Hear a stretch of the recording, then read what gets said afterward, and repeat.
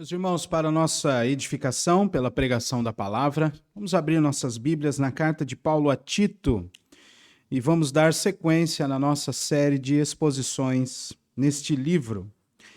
Tito, capítulo de número 1, do verso 5 ao verso 9. Na semana passada, nós iniciamos esta série e hoje daremos continuidade. Vamos ler a palavra do Senhor, então, Tito 1, do 5 ao 9, e assim diz o Senhor. Por esta causa te deixei em Creta, para que pusesses em ordem as coisas restantes, bem como em cada cidade constituísses presbíteros, conforme te prescrevi. Alguém que seja irrepreensível, marido de uma só mulher, que tenha filhos crentes que não são acusados de dissolução, nem são insubordinados. Porque é indispensável que o bispo seja irrepreensível, como despenseiro de Deus, não arrogante, não irascível, não dado ao vinho, nem violento, nem cobiçoso de torpe ganância, antes hospitaleiro, amigo do bem, sóbrio, justo, piedoso, que tenha domínio de si, apegado à palavra fiel, que é segundo a doutrina, de modo que tenha poder tanto para exortar pelo reto ensino, como para convencer os que o contradizem. Até aqui a palavra do Senhor. Vamos orar mais uma vez?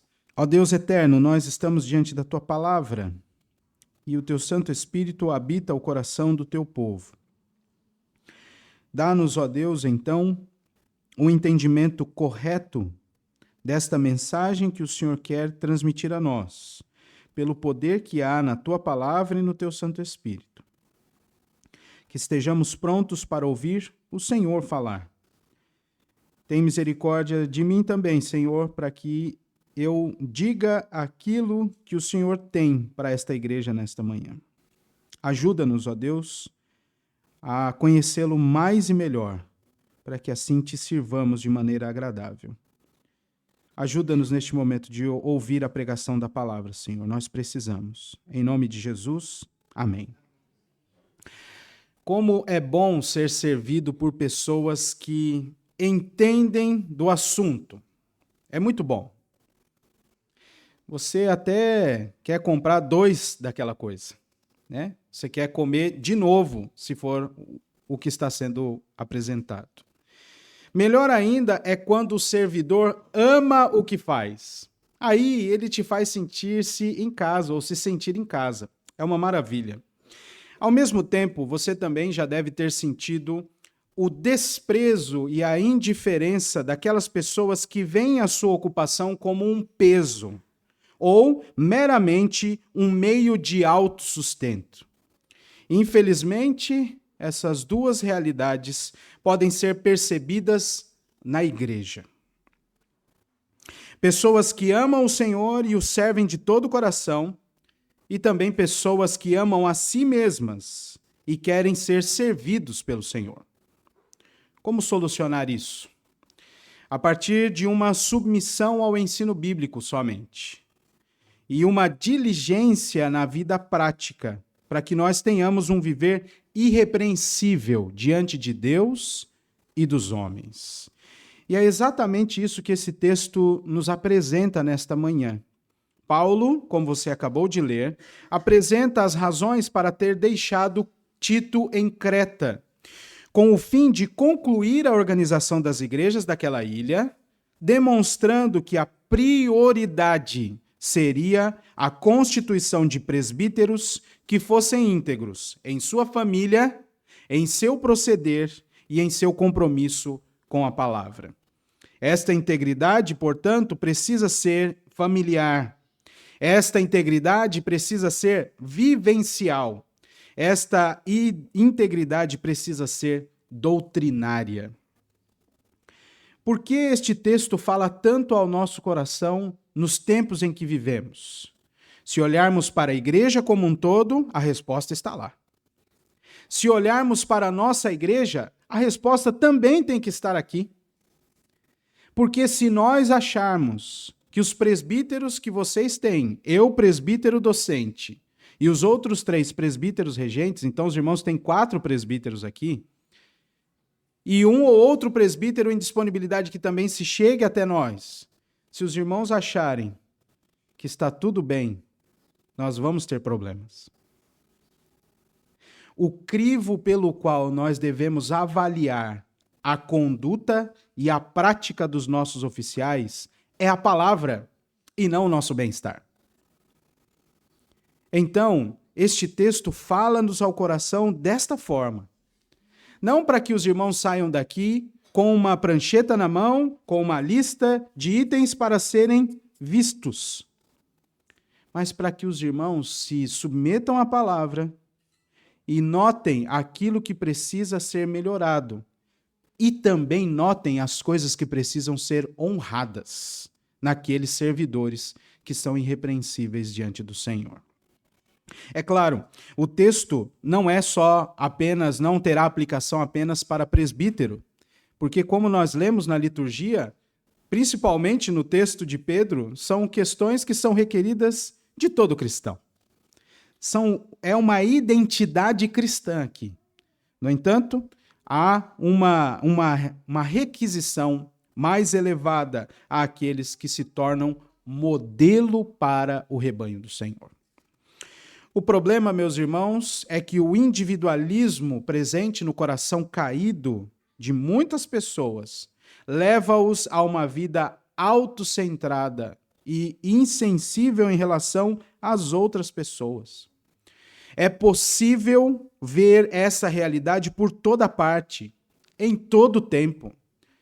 Em muitos casos, até mesmo para realizar uma boa ação, são feitas considerações que tangenciam mais a vida de quem vai suprir a necessidade do que propriamente as necessidades de quem está precisando. Já reparou isso?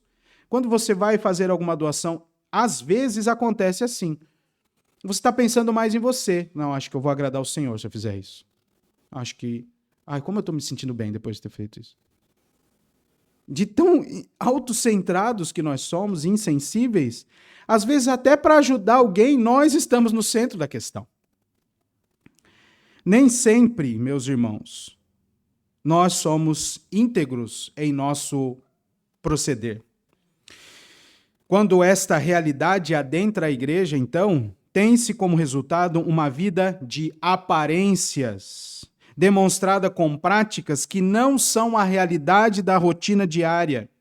E, infelizmente, é possível ver pessoas amáveis na igreja, enquanto nos dias nos quais nós não temos reunião, as mesmas pessoas podem ser detestáveis em seu proceder. Há muitos irmãos que podem ser organizados na igreja, mas totalmente desordeiros fora dela. Honestos aqui na igreja e desonestos fora dela. Porém, o Evangelho nos conclama a uma vida íntegra diante de Deus e dos homens. A palavra de Deus insta-nos a um proceder modelo que exalta ao Senhor em primeiro lugar, condigno inclusive da vocação a que nós fomos chamados. O texto que nós lemos, meus irmãos, nos ensina uma ideia central, que é servidores irrepreensíveis. É disso que a igreja precisa. E é isso que eu, como presbítero desta igreja, e você, como crente em Jesus Cristo, precisa ser um servidor irrepreensível.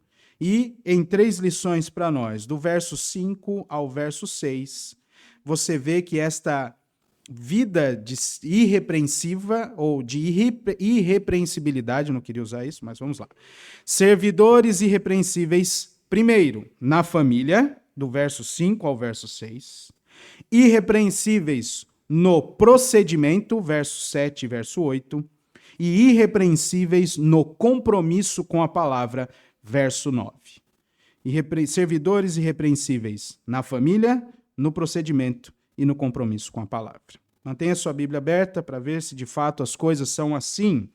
O apóstolo Paulo, por ser promotor e proclamador da fé que é dos eleitos, como ele disse nos primeiros versos, e nós estudamos na semana passada, e também um promotor do pleno conhecimento da verdade segundo a piedade, na esperança eterna das promessas divinas, Paulo deixa Tito, um dos seus colaboradores, em Creta, como informa o verso 5. É por esta razão, porque eles são proclamadores da fé que é dos eleitos, mais gente precisa ser servida.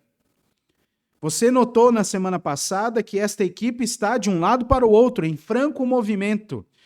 Mas Paulo, de passagem por Creta, deixa Tito ali. Tito, você vai ficar aí. Cadê o Tito? Saiu. Eu ia brincar com ele, deu errado minha brincadeira. Tito, você vai ficar aí em Creta. E há uma ordem muito precisa e explícita do apóstolo Paulo. Você vai colocar as coisas restantes em ordem. E mais, vai constituir em cada cidade presbíteros. Esta era a atividade para a qual Tito foi chamado para esta ilha, a ilha de Creta. A ideia aqui de deixar Tito naquele lugar remete àquela situação e um sentido de que Paulo seguiu viagem e deixou Tito para trás, mas com um propósito, como ele mesmo informa no versículo de número 5. Creta, meus irmãos, e eu não sei se aqui alguém já teve a oportunidade de visitar aquela região, eu ainda não, só na internet. Mas Creta é a maior e mais fértil ilha daquele arquipélago do Mediterrâneo e é banhada pelo mar Egeu. Só para os irmãos terem uma ideia, ela tem de extensão algo em torno de 8.000 quilômetros, um pouquinho mais. E estima-se que a população já foi de 600.000 pessoas naquela região. É um lugar grande. Havia algumas cidades naquela ilha. Sua cultura era marcada por negociações, mas também tinha algumas rivalidades entre as cidades, visto que era uma região também portuária e era usada muitas vezes como moeda de troca. A ilha é importante na história das civilizações. E no transcorrer da sua história, porém, a região ficou marcada por batalhas civis, traições e mentiras, a ponto do apóstolo Paulo, no versículo 12 do capítulo 1, alvo da próxima mensagem, citar um daqueles homens da região, um dos filósofos, o homem chamado Epimênides, quando ele diz: cretenses, sempre mentirosos, feras terríveis, ventres preguiçosos. Isso marcava a cultura daquela região. No entanto, aprove ao Senhor que o evangelho salvador fosse pregado ali naquela região. E muitos se converteram. A Bíblia registra uma passagem de Paulo pela ilha, quando ele estava de caminho para Roma, Atos capítulo 27, e você pode ler aquele relato ali. Tendo seguido sua viagem, Paulo deixa Tito para colocar então as coisas restantes em ordem. E em primeiro lugar, o que precisava ser constituído eram os presbíteros. Agora preste atenção em como esse texto vai se desenrolar. Paulo utiliza aqui duas palavras diferentes para a mesma pessoa ou para o mesmo grupo de pessoas: presbíteros e depois bispos. Vamos falar sobre os presbíteros. O termo aponta para o ancião, um homem mais velho, mas também um líder local. Nesse último aspecto, é possível também ver este ministério no Antigo Testamento. E nós lemos isso lá em Deuteronômio, na hora da liturgia, quando o Senhor constitui os anciãos de cada tribo para serem representantes delas ao acompanhar o ministério de Moisés, por exemplo. Paulo evoca aqui uma prescrição feita a Tito, a qual dava características esperadas para alguém assumir tal posição. E aí vem a lista, irmãos. Versículo de número 6. Este homem precisa ser irrepreensível. Em que aspecto? Ele precisa ser irrepreensível, em primeiro lugar, na sua família. Ele não pode ser julgado, ou não tem motivo para ser julgado. Não tem como reprovar este homem. A afirmação é objetiva. Tito, os presbíteros precisam ser alguém ou pessoas que são irrepreensíveis. Não podem ser reprovados por nada quando passados pelo crivo da palavra de Deus. E ele precisa ser marido de uma só mulher. E por marido de uma só mulher, entende-se que o irmão é, muito provavelmente, e assim esperamos, mas os nossos tempos não nos ajudam muito, monogâmico. Ele precisa ter uma mulher só mesmo. Agora, Paulo não escreve isso a Tito para aquela região por causa da cultura dali, porque, curiosamente, não era uma marca da ilha de Creta ter casamentos poligâmicos. Eles eram de uma só mulher. No entanto, há registros, inclusive leis bem específicas, porque havia uma grande quantidade de divórcios naquela região. Ainda assim, Paulo diz, ele precisa ser marido de uma só mulher. Baseado, então, no ensino da palavra, esta é a ideia de que ele tenha uma única e a própria esposa. Se você olhar por toda a Escritura, e nós já estudamos isso aqui, a ideia é sempre esta. E as expressões são variadas. A mulher da sua mocidade, aquela que vem do Senhor como benevolência dele. Lembra desse provérbio? Aquele que encontrou uma esposa alcançou a benevolência do Senhor. Além disso, ainda é preciso considerar uma questão aqui. Infelizmente, a contração de novas núpcias entre cristãos é uma realidade inevitável hoje. No entanto, podemos estabelecer, a partir do ensino bíblico, uma questão muito objetiva e observar aqui no texto, quando Paulo fala de marido de uma só mulher. Escrevendo a sua primeira carta a Timóteo, Paulo condena a poligamia. O cristão deve ter apenas um cônjuge. Por outro lado, como ficam os viúvos que se casaram segunda vez, após o falecimento de seu cônjuge? E os divorciados que após uma ruptura da primeira aliança contraíram novas núpcias? Como ficam estes? Temos base bíblica, meus irmãos, para aceitar pessoas que são viúvos, que se casaram pela segunda vez, e de divorciados, quando estes foram os ofendidos na ocasião. Ao mesmo tempo em que devemos recusar plenamente homens para esta posição daqueles que são divorciados quando eles foram os ofensores nos relacionamentos antigos. O presbítero, meu irmão e minha irmã, precisa ser irrepreensível. Infelizmente, nós não vemos isso em grandes igrejas. Infelizmente, não é uma realidade presente e ilibada da Igreja Presbiteriana do Brasil. Mas a Escritura nos aponta para outro rumo. Nos aponta para uma vida irrepreensível e não denominacional. Nos aponta para uma vida de honrar ao Senhor e não a bandeira que seguramos. E aí está posta a questão para que você tome os passos segundo a palavra do Senhor. Além disso, diz o apóstolo Paulo, ainda em Tito, capítulo 1, que o presbítero precisa ter os filhos crentes, que não vivem uma vida descontrolada, e o termo que aparece aí são os filhos que são acusados de dissolução. A ideia de dissolução são daquelas pessoas que não são acusados de terem uma vida desregrada, descontrolada, inclusive de desperdício. Há alguns até que ligam esta palavra de dissolução à ideia do jovem, do filho pródigo, que largou a sua casa para andar em grandes desperdícios.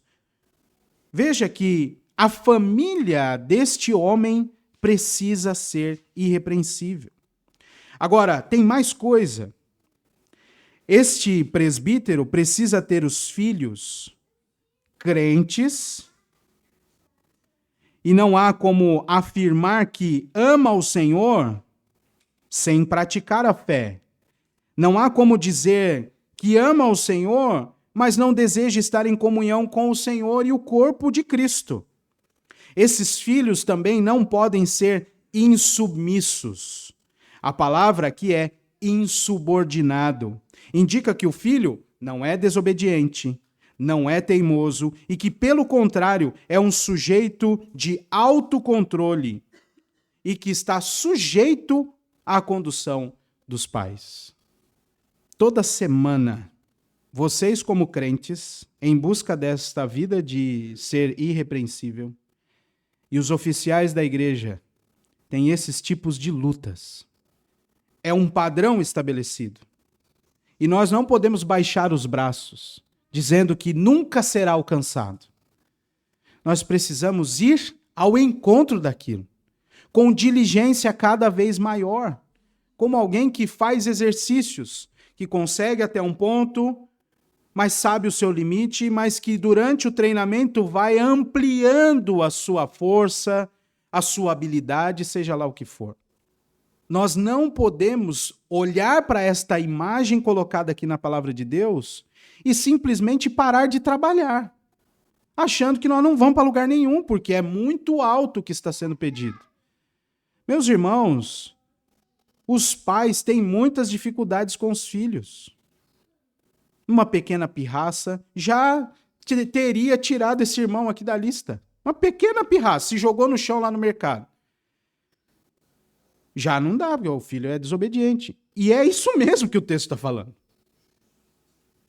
Mas como esse pai vai conduzir o seu lar para que aquela pirraça não aconteça mais? Para que haja um progresso dos seus filhos, para que haja um progresso da sua casa, para que ele de fato seja aquele marido, como o apóstolo Paulo diz em Efésios capítulo 5, como Cristo amou a igreja. É um grande desafio, mas principalmente para os oficiais que estão aqui na nossa igreja hoje. Este é o nosso alvo.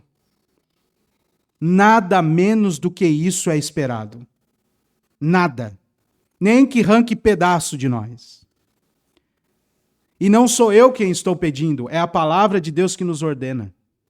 E este é o critério objetivo para nós continuarmos onde estamos. Ou se não, tirados daqui. É pela palavra. Este aqui, meus irmãos oficiais que estão aqui, é o nosso alvo. Nós temos que batalhar por isso. E certamente nós seremos edificados, nossas famílias serão edificadas e a nossa igreja será edificada. É para lá que nós temos que ir. É para lá. Este homem precisa ser irrepreensível na sua família. O evangelho requer transformação de vida, tornando os crentes servidores irrepreensíveis na família e também no procedimento. E é isso que nós vemos no verso 7 e no verso 8. Este servidor precisa ser irrepreensível no seu procedimento. Veja que o versículo de número 7 vai trocar a palavra. Paulo muda a palavra, porque ele também quer mostrar qual é a amplitude do trabalho deste servidor. Ele não é apenas alguém ancião na igreja, de experiência na igreja, mas veja que é interessante a palavra que Paulo utiliza aqui, para dar mais esta característica. No verso 7 ele diz bispo, e esta palavra indica supervisor, guardião, aquele que tem a responsabilidade de salvaguardar ou zelar por algo. Aquele que faz as coisas de maneira correta. Bispo aqui é o guardião, o supervisor. E é muito curioso, porque nós lemos isso também na palavra de Deus na liturgia. Em Hebreus 13 nós vemos que os guias do povo velam pela alma do povo. porque nós devemos ser supervisores. A afirmação é categórica. É indispensável que o bispo seja irrepreensível. Os outros irmãos, as outras irmãs, vez por outra vão tropeçar. Mas o bispo é indispensável que ele seja assim. Que ele vá rumo àquele alvo. É indispensável. Que o bispo, este supervisor, que esteja pronto para salvaguardar a verdade dentro da igreja e pronto também como um administrador dos bens que foram depositados aqui nesta igreja. E aqui não é material, é o povo que aqui está. É indispensável que sejamos assim, como administradores, e é a palavra que você lê aí, como bom despenseiro de Deus.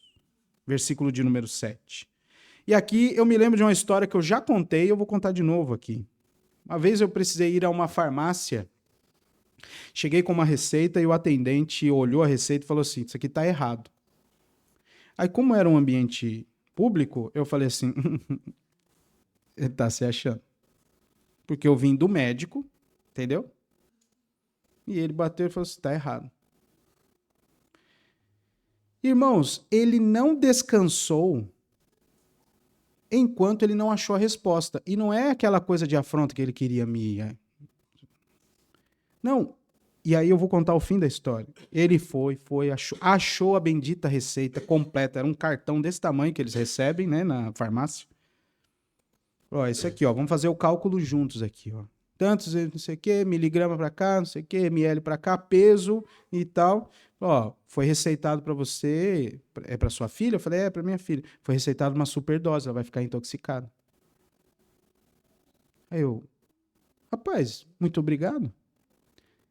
Aí ele, não precisa me agradecer, porque o nosso papel aqui não é ficar entregando remédio, é ser um bom despenseiro.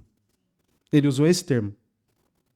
É ser um bom despenseiro daquela medicação. E aí eu lembrei disso. E hoje eu lembrei de novo. Hoje não, quando eu estava preparando a mensagem. Porque é assim. Nós não podemos viver aqui, os oficiais não podem, os pastores não podem, os presbíteros não podem. Estamos lá com o pastor Cláudio em Porto Belo, evangelista Géser em Zimbros. Nós não podemos fazer aquilo que a gente quer.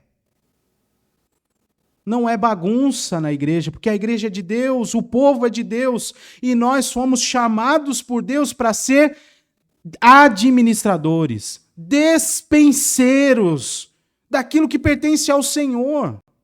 E nós falhamos muito, principalmente nas motivações para servir. Tem dia que eu sei que vocês não querem vir. Mas não vem porque eu pedi, vem pelo Senhor. Tem dia que é difícil mesmo, a semana é corrida. Mas nós somos modelo do rebanho. Nós precisamos nos apresentar sempre irrepreensíveis. Pastor Jair Quirino é uma bênção. E ele sempre instrui os oficiais. Irmãos, sempre com um sorriso. Dia de ceia é o fim para eles. Todo mundo de terno e gravata, até os diáconos. Irmãos, recebam, vocês vão receber os irmãos com um sorriso. Os irmãos precisam estar alegres de estarem aqui e os oficiais têm que ser os primeiros a demonstrar isso.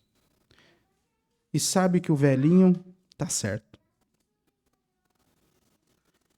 Nós precisamos nos apresentar assim, irrepreensíveis no nosso procedimento. Mas Paulo é específico, observe. Versículo de número 7. Ele não pode ser arrogante, orgulhoso, teimoso, obstinado. Ele não pode ser irado. Ele não pode ser um bêbado. Ele não pode ser uma pessoa combativa, uma pessoa que é valentão. Ele não pode ser uma pessoa descaradamente gananciosa por dinheiro, avarento, apegados a ganhos desonestos. ele não pode ser um homem de torpe ganância.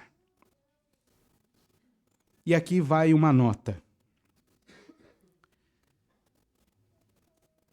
Cada um de nós, inclusive as irmãs, tem dificuldades em uma ou outra área dessa. Certamente. Mas agora dizendo aos homens mais diretamente, esta lista não é para te caracterizar como alguém que assim, então eu nunca vou aceitar indicação, porque você não quer mudar. Note que esta é uma vida irrepreensível diante do Senhor. Meu irmão, minha irmã, e principalmente os homens aqui, se vocês estão sofrendo em uma dessas áreas, vocês precisam lutar contra elas. E não ser motivados a lutar contra essas coisas quando uma indicação aparecer, quando um serviço na igreja aparecer. Que isso atrapalharia qualquer pessoa que está servindo na igreja. Desde o pessoal que toca até quem abre. Cada um desses pecados pode atrapalhar você aqui. Então lute contra isso, não fique colocando como empecilho para algo. Não, ninguém. Fico tranquilo nessa época de indicações, porque do jeito que eu sou mesmo, ninguém vai me indicar. Tem gente que se consola nisso. Mas na verdade era uma luta contra a carne. E precisa ser encarado assim. Pelo contrário, diz ainda o versículo de número 8, este homem precisa ser hospitaleiro.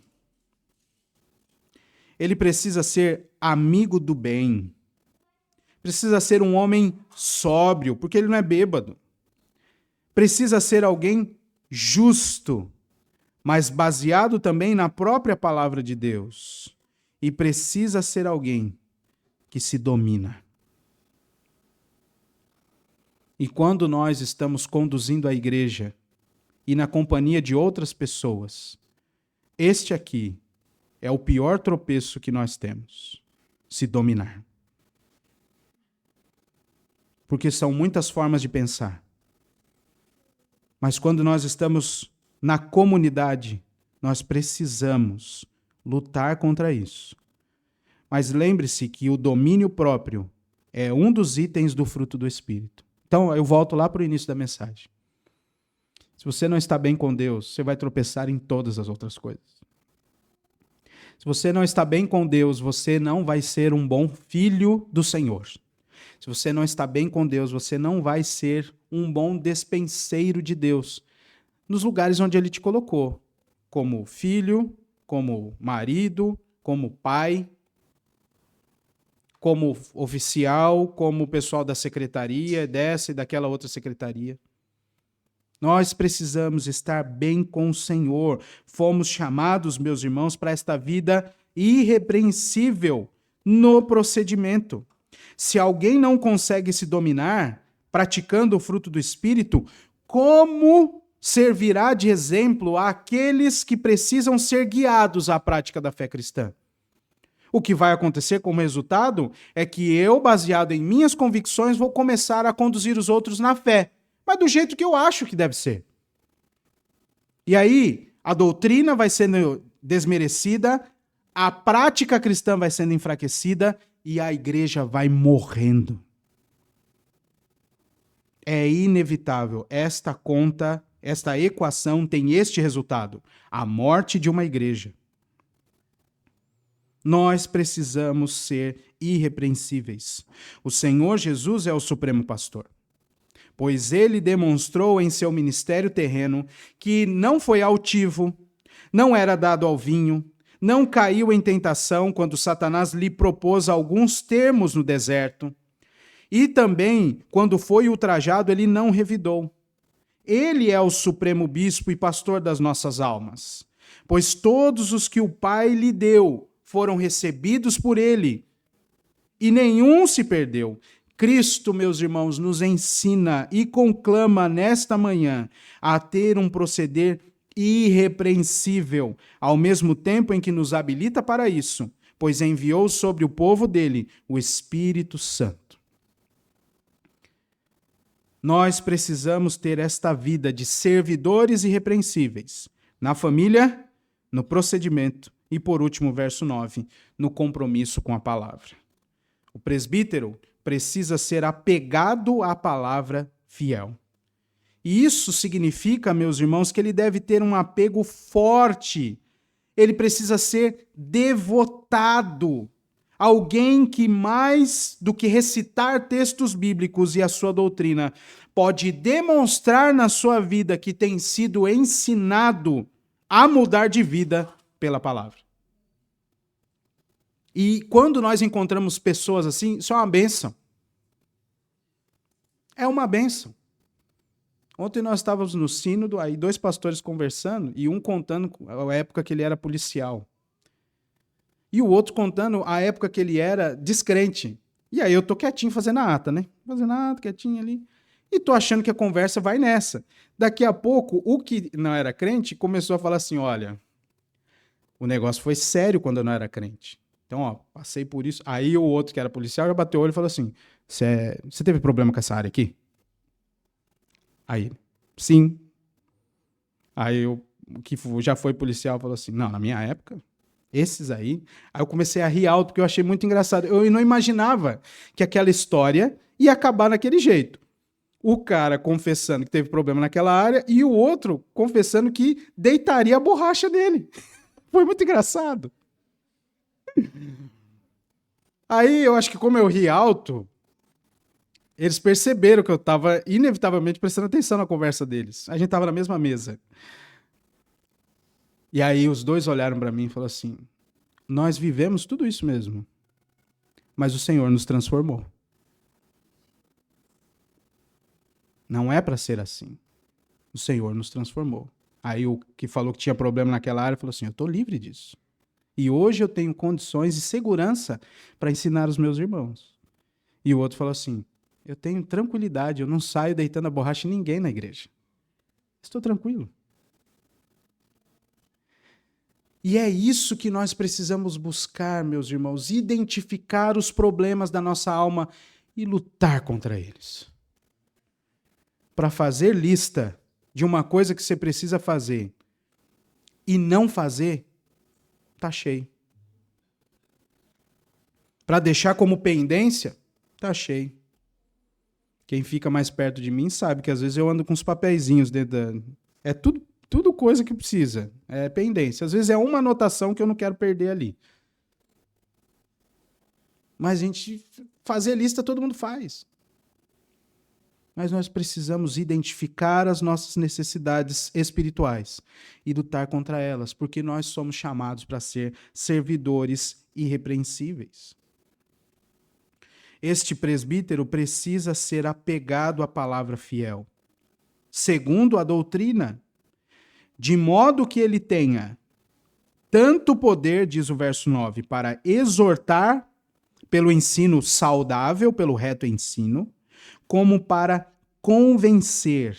Aqui a ideia é expor a verdade diante daqueles que se contradizem. De novo, o meu procedimento como filho do Senhor, o seu procedimento como filho do Senhor, mas o meu procedimento como presbítero precisa revelar o amor que eu tenho à palavra. E quando for necessário intervir, exortar e convencer, eu não posso fazer com base na minha prática cristã. Ainda que eu conte um ou outro testemunho, mas eu preciso fazer pautado na palavra de Deus, porque, anteriormente, né, como foi dito, este presbítero é apegado à palavra. Ele não consegue falar de outra coisa. Ainda que ele conte alguns exemplos, é a palavra que vai ser usada como ferramenta de exortação e de convencimento daqueles que estão se contradizendo dentro da família, esposa, filhos, na vida particular dele e também dentro da igreja. Meus irmãos, essa integridade familiar, vivencial e doutrinária é a credencial para que os irmãos da igreja, bem como os membros da sua própria família, recebam as exortações ou sejam convencidos por esses homens íntegros, crentes e submissos à palavra. Então, eu queria trazer 3 aplicações para nós aqui. Essa integridade, meus irmãos, é indispensável para o presbítero, para o diácono, ainda que o alvo de Paulo aqui nessa carta não traga isso, mas a carta que ele escreveu, a primeira para Timóteo, fala dos diáconos também. Mas estas coisas também são esperadas de todos os crentes, pois por isso que o Senhor revelou a sua palavra. E é por causa de um operoso praticante da palavra que nós devemos nos empenhar para modificar a nossa vida. Então, a primeira coisa que eu queria dizer é: seja apegado à palavra de Deus. Conforme nós progredimos no conhecimento da palavra, mais conhecemos o Senhor, mais o amamos e muito mais desprezamos a nossa natureza caída. Você não vai conseguir vencer pecados enquanto você não se submeter à palavra de Deus e conhecer o Senhor e amá-lo e ser motivado pelo Espírito Santo dele a honrá-lo na mudança. Senão vai ser só troca de hábito. Meus irmãos, sejam apegados à palavra. O conhecimento verdadeiro do Senhor nos conduz a uma verdadeira adoração. Lembra que eu expliquei isso semana passada? Isso aqui é o conceito de piedade. Conhecimento de Deus e resposta em adoração a Deus. Isso é o conceito de piedade. E desta maneira, então, é impossível não identificar mudanças reais e frutos de justiça naquele que foi chamado e é habitado pelo Espírito Santo de Deus. Então, seja apegado à palavra de Deus. Segunda coisa, cuide da sua família. Cuide da sua família.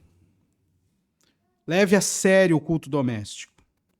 Leve a sério as devocionais individuais. Peça isso dos seus integrantes da família. Cuide dela. Cuide da alma da sua família. Cuide com as telas. Ah, é só um desenho de alguém fazendo um desenho. Ah, é só o vídeo de alguém fazendo uma sobremesa. Meus irmãos, não é só isso que tem ali. Você precisa cuidar da sua família. Cuide com as telas. Cuide com as redes sociais. Não, pastor, mas se alguém com essa idade não tem a maturidade para entrar na rede social, então fecha o Brasil. Não tem. Não tem mesmo. E toda semana a gente vê alguém que foi alvo de algum golpe, de alguma exposição desnecessária, de algum atentado. Extremamente maduro. Toda vez que eu ouço alguém falando assim, eu me lembro daquela mãe que aparece em reportagem, daqueles programas que tem assim, né, de só sangue, né? Que aí fala assim, a pessoa era tão querida, era tão calmo, não fazia bem, a mãe chorando que perdeu o menino, mas aí mostra a reportagem, aí o menino foi assaltar, ou ele foi dar um grau com a moto, não sei. Eu sempre vejo assim essas expressões. Não, mas ela é tão querida, não vai acontecer nada. Não, e tem maturidade? Não tem, amado. Não tem. Não tem maturidade sequer. Eu não estou nem falando aqui de fazer coisa errada. Não tem maturidade, às vezes, para dimensionar o tempo de uso.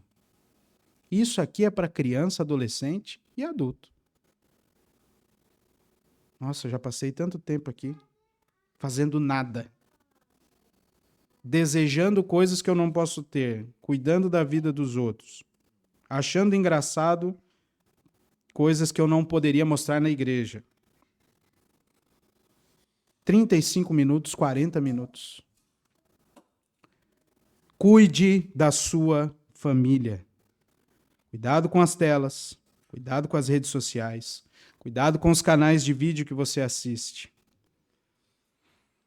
E invista tempo na sua devoção ao Senhor. Assim a sua família estará no rumo, naquele alvo, de lutar contra as deficiências, lutar contra as fraquezas e honrar o Senhor. E por último, meus irmãos, terceira lição, então, seja apegado à palavra de Deus, cuide da sua família e cuide de si. A partir do ensino da palavra, os pecados ficam descobertos e prontos para serem enfrentados. Resista ao diabo e ele fugirá de você. Há coisas em você e em mim que não são meras características ou aprendizados de vida. Não tem jeito. Tem coisas em nós que são pecado e precisam ser vencidos pelo poder do Senhor. Mas eu aprendi isso, né? Então lá atrás já tem pecado.